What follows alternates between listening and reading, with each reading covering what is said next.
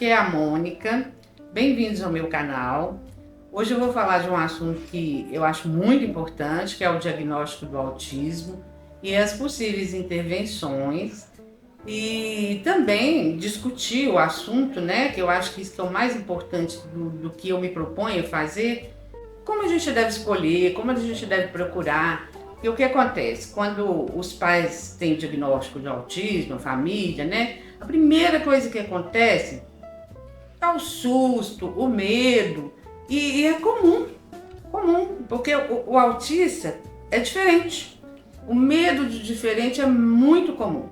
E como a gente está tendo, na atualidade, né? Eu chamo de autismo contemporâneo, uma enxurrada de tratamentos, filmes, livros, pessoas postando, tem várias abordagens, né? E tem gente boa, tem gente ruim, tem formas que eu acho legal, tem outras formas que eu gosto menos, mas isso aí eu vou falar só para vocês terem ideia, né? Cada um que tem que escolher o seu. Então, eu acho muito importante discutir isso. E eu gosto muito de uma expressão, eu gosto de várias, né? Eu sou meio mineira, tenho mania de expressão. É assim, quando você chega do diagnóstico em casa, né, que você está apavorado, e geralmente hoje o pessoal faz diagnóstico com pediatra, psiquiatra, neurologia, né, os neurologistas pediátricos, geralmente se faz o diagnóstico quando o menino é pequeno. Esse tipo de profissional, ele às vezes dá ideia dos tipos de tratamento que tem, né? Ele fala que tem que estimular muito, tem que ser rápido, não pode deixar o tempo passar, né? Então, quando a gente chega em casa, a gente chega desesperado. Mas eu tenho algumas expressões que eu gosto de falar para isso aí. Calma, Beth. Senta lá, Cláudia. Seu José, alisa o bigode. Respira, inspira, para, pensa e confia em você mesmo. Olha para dentro de você. Dá um tempo. Esse tempo pode ser um mês. Porque quando a gente fala assim, é urgente, tem que fazer um monte de intervenções, fica parecendo que o menino caiu dentro de uma panela quente de azeite, não é verdade. Fica parecendo que ele está com 40 graus de febre, não é verdade. Fica parecendo que ele tem que fazer uma cirurgia de emergência para tirar o apêndice, porque expurou, não é verdade. Então, quando eu falo assim um mês, porque é um negócio assim, precisa sentar, pensar em você primeiro, porque quem vai acompanhar é você, e você tem que estar bem, então você tem que pensar que tipo de intervenção você gosta mais, qual a quantidade de tempo que você tem para dar para o tratamento que você vai acompanhar, qual o tipo de disponibilidade que vai te sobrar também para fazer ginástica, para trabalhar, para ir no teatro, que é necessário, para sair com os amigos. É muito importante a gente não esquecer a vida da gente em prol desse excesso de estimulação que o pessoal cobra aí com os autistas, né? E depois disso, você olhar para o seu autista, que a resposta do que é melhor tá lá. É ele que vai te responder.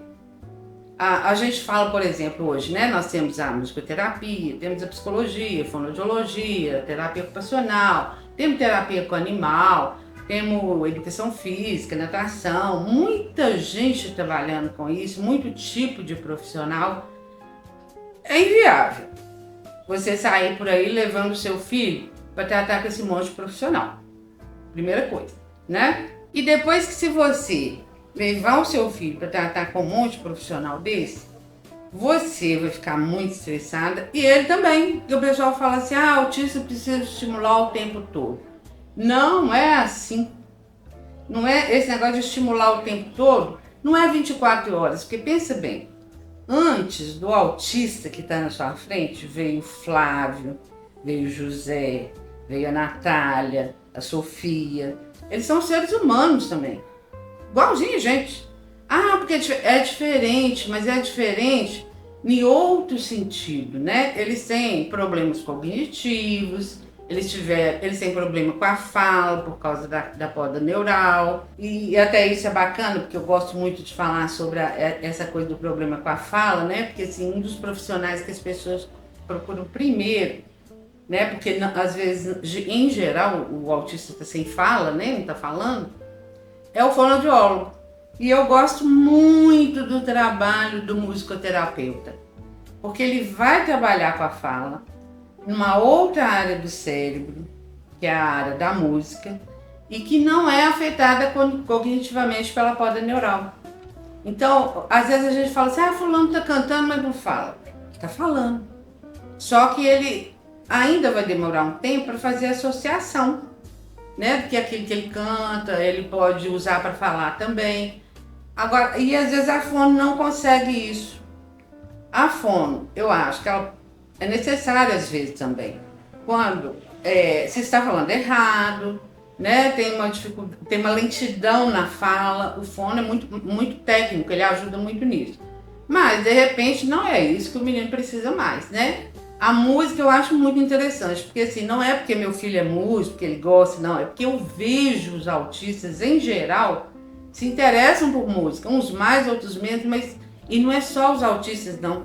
Outros tipos de deficientes também se interessam muito por música, por causa desse pequeno detalhe. A área no cérebro da música é outra, não é a área da fala. E as deficiências todas estão muito ligadas com esse negócio de fala, né? Então o que é interessante? Quando você teve o diagnóstico, você acha que tem que sair correndo, você parar, dar uma olhada para essas coisas, procurar saber o que é que te atende mais, por exemplo. Te incomoda muito o seu filho não falar? Ou te incomoda mais ainda o comportamento estereotipado dele, a bizarrice das coisas que ele apronta? A gente usa muito esse termo em autismo, por isso que eu estou falando. E isso te incomoda mais, né? Então, te incomoda que ele não faz uma ginástica, ele come demais, ele não dorme bem. Isso tudo tem que ser pesado, porque como eu falei, como tem esse enxurrado de coisa, a gente não dá conta e também não é viável, né, fazer isso tudo. Isso tudo tem que ser pensado antes. Não necessariamente que a gente também não possa voltar atrás, né? Se de repente eu estou tratando lá com um profissional, levei meu filho para tratar com um profissional X e não estou gostando, eu estou notando que meu filho também não está gostando, porque eles também demonstram pra gente as coisas, que não estão gostando ou que estão amando. A gente pode voltar atrás, mas o legal é a gente pensar muito nisso antes. E esse muito pode ser um mês, né? Porque hoje para nós um mês é muita coisa, a gente hoje quer fazer tudo num clique, né? Então um mês é um tempo bacana da gente procurar com quem tem filho autista, onde que eles estão indo, procurar perto de casa, porque a gente tem que pensar que carregar um menino autista às vezes não é fácil. A gente tem dificuldade de ficar deslocando com eles, procurar o que é mais viável economicamente e o mais importante é procurar aquilo que te atende, que você está querendo, né? Eu poderia falar assim, por exemplo, das coisas que eu gosto mais, né?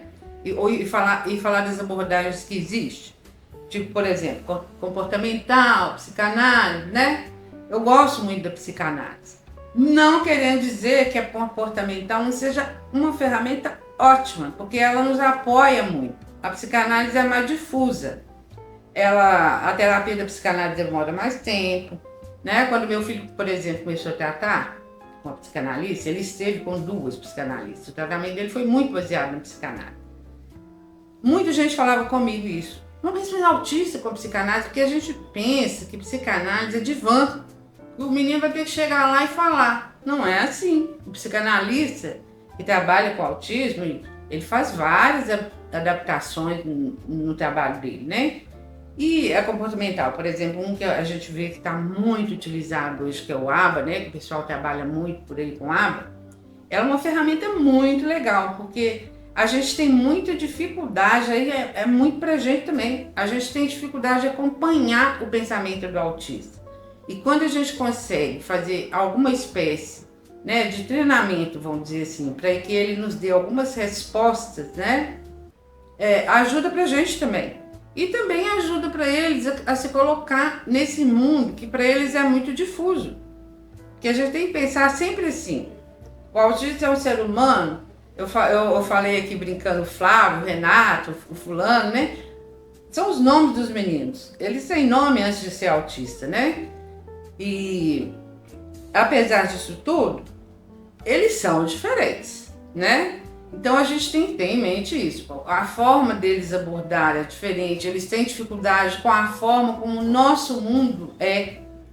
Por isso que é uma outra coisa que eu acho muito importante também, não é só os tratamentos, são as participações sociais, de inserir esses meninos em escola, né? Escola é muito importante, é necessário.